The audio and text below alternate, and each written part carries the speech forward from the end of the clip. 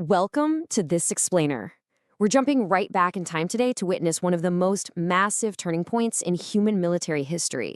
We're crossing the threshold from the ancient age of clashing blades, swords, and spears, straight into the explosive dawn of modern firearms. Section 1. The Accidental Spark. Okay, let's dive right into this. Picture yourself standing on a medieval battlefield over 700 years ago. You and your fellow soldiers, you're totally used to the traditional sounds of combat, right? The clashing of steel, the whistle of arrows flying by, the shouting of cavalry. But suddenly, a deafening explosion echoes across the field. Thick smoke instantly fills the air. Flames burst from a small bronze tube, and an iron projectile tears straight through the enemy ranks. That immense sensory shock you're picturing, that is the exact moment the age of firearms officially began. Now, you might be wondering how this all started, and the supreme irony here is how it actually came to be. Long before guns ever existed, 9th century Chinese alchemists were hard at work with a very specific, mystical goal. They wanted to discover an elixir of immortality.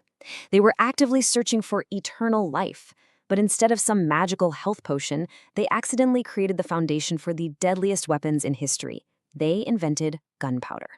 It's wild when you think about it, because the ingredients for this world-changing accident were just so simple. Gunpowder was made by mixing just 3 things: saltpeter, charcoal, and sulfur. Because it obviously failed spectacularly as a health potion, this volatile mix was mostly used for fireworks and elaborate ceremonial displays at first. But it didn't take long for observant military engineers to look at those beautiful fireworks and realize their incredible, untapped, destructive power. And things escalated fast, like really fast. We start with that 9th century discovery, quickly moving to the 11th century with the invention of fire lances. These were basically just bamboo or metal tubes attached to spears that fired flames, sparks, and fragments at enemies. Over time, those bamboo tubes were made stronger and eventually cast from bronze. By 1288, instead of just shooting sparks, they were launching actual stones and metal balls, paving the exact path to European firearms in the 14th century. Section 2. The first firearm. All right, so now that we understand the chemical origins, let's look at the actual physical artifact. The oldest known surviving firearm in the world was discovered in northeastern China, and it's known as the Heilongjiang Hand Cannon. Archaeologists date it to around 1288 CE during the Yuan Dynasty. And get this, it's only 34 centimeters in length. That is incredibly small. But do not let its compact size fool you. Because it was cast entirely in bronze with really thick metal walls to withstand internal explosions, this tiny weapon still weighed several kilograms. So how did a soldier actually use this thing? Let's walk through it so you can really visualize it. It was a pretty precise 3-step design. First, the soldier poured the gunpowder directly down into the barrel. Second, they placed a stone, a metal pellet, or an iron ball inside to act as the projectile. And third, they ignited the powder through a tiny opening called a touch hole using a burning fuse. Now the real magic here, well, actually scratch that, it's not magic, it's just raw physics. The moment that burning fuse hits the gunpowder, a violent chemical reaction happens. The rapidly expanding gases have nowhere to go, so they blast that stone or iron projectile right out of the barrel at an absolutely incredible speed. Through basic chemistry and physics, a simple metal tube is instantly transformed into a lethal, armor-piercing weapon. Section 3. Shock, awe, and danger. We really need to step into the human experience on the battlefield to grasp why this invention was both an unbelievable tactical asset and a terrifying hazard. Sure, these early weapons were primitive by today's standards, but the psychological effect was enormous. Imagine being an enemy soldier, or even a cavalry horse, having never witnessed anything like this. The deafening explosion, the blinding flash of fire, the thick, choking smoke, it inflicted immense terror. The shock and awe generated by the blast were just as weaponized as the physical projectiles. This caused a massive, permanent strategic shift in human history. We're talking about the complete democratization of warfare.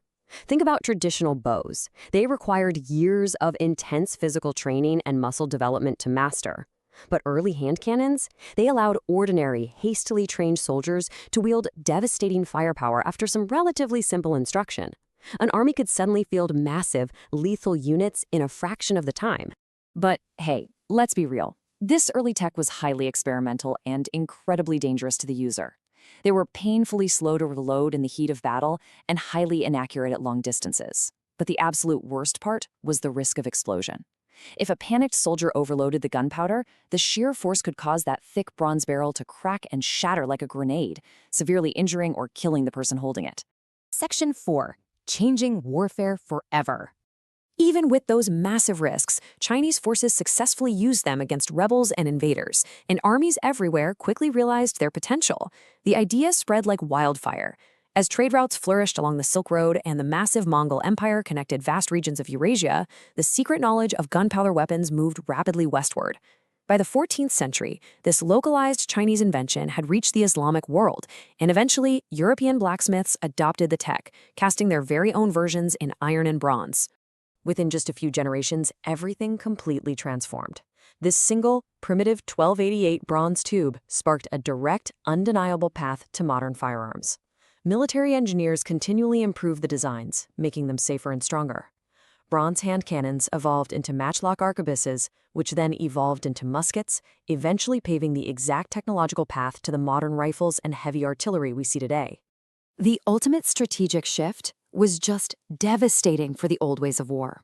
The Age of Blades, which was defined by these towering, impenetrable stone castles and invincible armored knights, was completely rendered obsolete. In this new age of gunpowder, centuries-old fortresses had to be entirely redesigned just to resist cannon fire. Traditional weapons gave way, and a lifetime of nightly training meant absolutely nothing against the simple, raw speed of a bullet. The discovery of the Heilongjiang Hand Cannon gives us direct, tangible archaeological evidence of this revolutionary moment in history. From a small bronze tube cast over 7 centuries ago came an invention that transformed kingdoms, empires, and civilizations across the entire globe. It stands today as the definitive symbol of humanity's transition into a new explosive era. Which brings us to a final, provocative thought to wrap up this explainer. The story of the hand cannon reminds us that even the simplest, most humble invention, literally an accidental mixture of 3 powders in an alchemist's lab, can completely alter the course of history forever. So, look around you. What simple invention today will alter the course of history tomorrow? Keep that question in mind as we watch modern technology continue to rapidly evolve. Thank you so much for joining me today. Keep questioning, keep learning, and I'll see you in the next explainer.